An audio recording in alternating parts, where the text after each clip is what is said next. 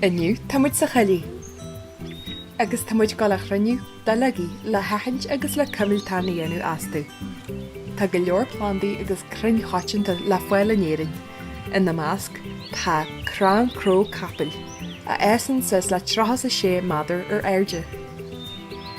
Crán foinseige a dhéantar camaneas don amáíocht. Crán Sycamore atá chuig foinseir, cosla na méire ar do lá. Rania a éan ar an talú ar fod na tíre. Crán Darach atá condaúire agus Kildara a nimníiste na dhé. Agus crán Lehain a éan ar fod an dóin. Bhuiair a bhaine tan na dalaga simú le seo craníthe agan, higlíne do chóirt na bháile agus cymiltána dhéanú lá, agus é críán dáite agus pepper.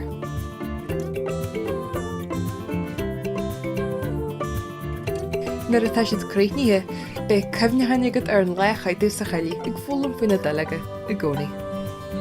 Slán!